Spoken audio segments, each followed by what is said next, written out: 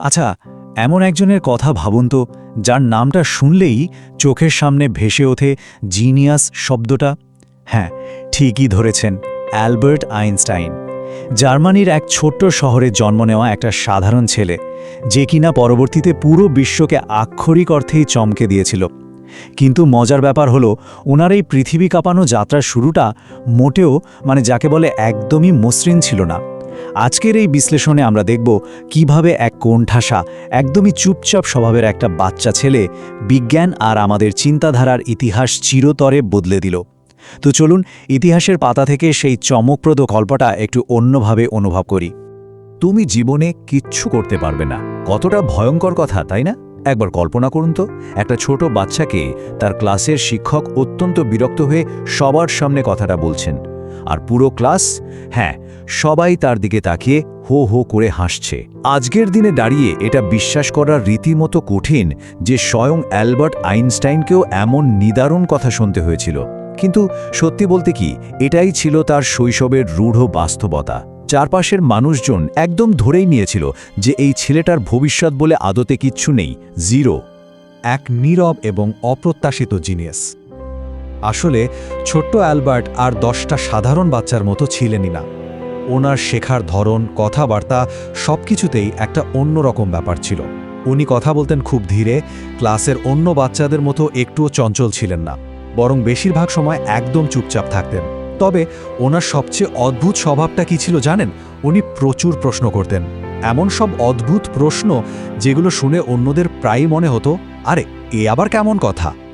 তো একদিকে সমাজের দৃষ্টিতে উনি ছিলেন ভীষণ ধীর, এমনকি অযোগ্য, কিন্তু ওনার মনের গভীরে সেখানে বাস করত শান্ত, অথচ সারাক্ষণ কৌতূহলে টকবক করতে থাকা এক অদ্ভুত সত্তা। ক্লাসের সবাই যখন ওনাকে নিয়ে হাসাহাসি করত, ছোট্ট অ্যালবার্ট তখন চুপচাপ জানালার বাইরে তাকিয়ে থাকতেন। মনে হতো যেন ওনার ভেতরে একটা অদ্ভুত স্থিরতা কাজ করছে। উনি হয়তো তখনই মনে মনে জানতেন যে চারপাশের মানুষের এই কটু কথার জবাব ওনাকে মুখে দিতে হবে না। ওনার কাজই একদিন এই সব উপহাসের মুখ্যম জবাব দেবে। আর এই নীরব আত্মবিশ্বাসটাই ছিল ওনার সবচেয়ে বড় সুপার পাওয়ার। কৌতূহলের এক স্ফুলিঙ্গ। এভাবেই তো দিন কাটছিল, কিন্তু হঠাৎ করেই একটা ছোট্ট ঘটনা যেন পুরো দৃশ্যপটটাই বদলে দিল।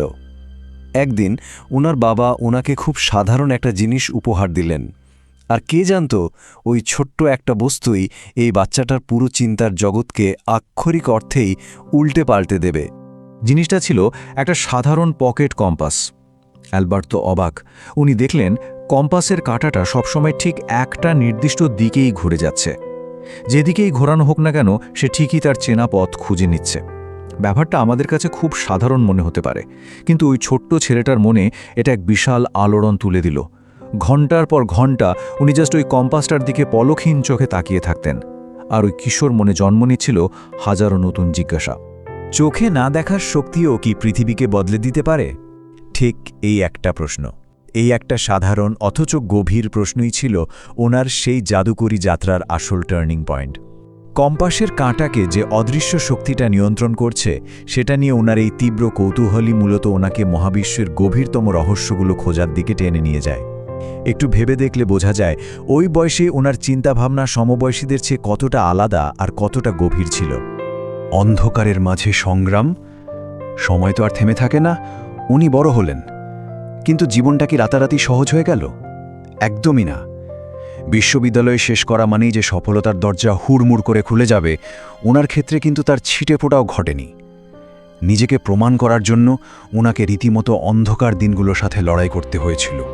ওনার জীবনের এই সময়টার দিকে তাকালে সত্যিই অবাক হতে হয়।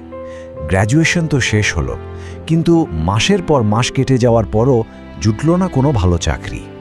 এদিকে বন্ধুরা সবাই জীবনে তরতর করে এগিয়ে যাচ্ছে, প্রতিষ্ঠিত হচ্ছে, আর উনি দিনের পর দিন একটা ছোট্ট প্যাটেন্ট অফিসে বসে অন্যদের তৈরি করা কাগজে সিল মারার মতো চরম একঘেয়ে কাজ করে যাচ্ছিলেন। একবার ভাবা যায় যে মানুষটা একদিন পুরো পৃথিবীর বিজ্ঞানের ধারাটাই বদলে দেবেন, তিনি দিনের বেলা সাধারণ একজন ক্লার্কের কাজ করছেন। কিন্তু গল্পের আসল টুইস্টটা হলো রাতে। সারাদিনের ওই হাড় ভাঙা খাটুনি আর একঘেয়েমির পরও রাতের বেলা উনি একা জেগে জেগে নিজের যুগান্তকারী সব গবেষণা লিখতেন। এই অদম্য স্পৃহাটাই ওনাকে আর সবার চেয়ে আলাদা করে দিয়েছিল। চারদিকে তখন তীব্র অবহেলা, ভবিষ্যৎ নিয়ে চরম অনিশ্চয়তা আর পদে পদে ব্যর্থতার ভয়। এত কিছুর পরও ওনার ভেতরে শুধু একটা বিশ্বাসই ধিক করে জ্বলছিল, একদিন আমি পারব। এই শান্ত অথচ সুদৃঢ় বিশ্বাসটাই ওনাকে কখনো থামতে দেয়নি। সমাজ যা খুশি বলুক না কেন, উনি নিজের কাজের প্রতি ছিলেন পাহাড়ের মতো অবিচল। রাতের পর রাত জেগে গবেষণা চালিয়ে যাওয়ার এই যে একাগ্রতা, আসলে এটাই হলো প্রকৃত প্রতিভার সবচেয়ে বড় লক্ষণ।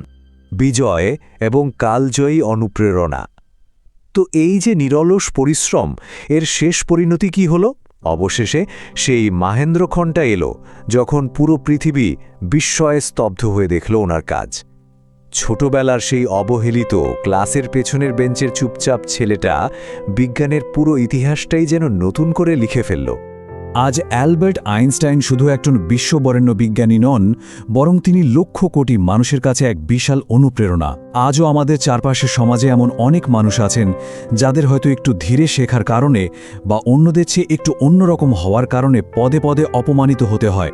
সমাজ হয়তো তাদের স্বপ্নগুলোকে তাচ্ছিল্য করে ছুঁড়ে ফেলে, কিন্তু আইনস্টাইনের জীবন আমাদের চোখে আঙুল দিয়ে দেখিয়ে দেয় যে ওই অবহেলিত মানুষগুলোই একদিন পৃথিবীকে নেতৃত্ব দেওয়ার ক্ষমতা রাখে। তিনি এক জীবন্ত প্রমাণ যে প্রতিভা কখনোই সমাজের বেঁধে দেওয়া কোনো নির্দিষ্ট ছকে আটকে থাকে না। উনার জীবনের মূল শিক্ষাগুলো কিন্তু একদম জলের মতো পরিষ্কার। প্রথমত, ধীরে চলা মানেই কিন্তু পিছিয়ে পড়া নয়, সবার শেখার বা বেড়ে ওঠার গতি এক হয় না। দ্বিতীয়ত, চারপাশের মানুষ যতই অবহেলা করুক না কেন, নিজের স্বপ্নকে কখনোই কারো কাছে ছোট হতে দেওয়া যাবে না। আর সবচেয়ে জরুরি পয়েন্টটা হলো, সমাজ প্রথমে নতুন কিছু দেখলে হাসে, কাজ নিয়ে হাজারটা প্রশ্ন তোলে, কিন্তু কেউ যদি তার লক্ষ্যে অবিচল থাকে, দিন শেষে ওই সমাজই তাকে মাথা নত করে সম্মান দিতে বাধ্য হয়। ইতিহাস বারবার এটাই প্রমাণ করেছে যে যারা স্রোতে গা ভাসিয়ে দেয় না, তারাই আসলে পৃথিবীর চেহারাটা বদলে দেয়। একদম শেষে এসে একটা খুব গভীর প্রশ্ন রেখে যেতে চাই। আচ্ছা, সমাজ আজ যাদের অযোগ্য বলে বাতিল করে দিচ্ছে, তারাই কি আগামীকালের সবচেয়ে মহান চিন্তাবিদ হতে পারে না? যখনই জীবনে চরম হতাশা ঘিরে ধরবে বা চারপাশের নেতিবাচকতায় মনে হবে আর পারছি না, তখন অন্তত একবার আইনস্টাইনের এই অসাধারণ লড়াইয়ের কথাটা ভেবে দেখবেন। যে বাচ্চাটাকে একদিন অযোগ্য বলে ছুঁড়ে ফেলা হয়েছিল, আজ গোটা পৃথিবী তাকে মহান হিসেবে হৃদয় ধারণ করে আছে। আজকের এই আলোচনাটা এখানেই শেষ করছি। আশা করি আজকের পর থেকে আমাদের চারপাশের মানুষগুলোর ভেতরে লুকিয়ে থাকা সম্ভাবনাগুলোকে আমরা হয়তো একটু অন্য চোখে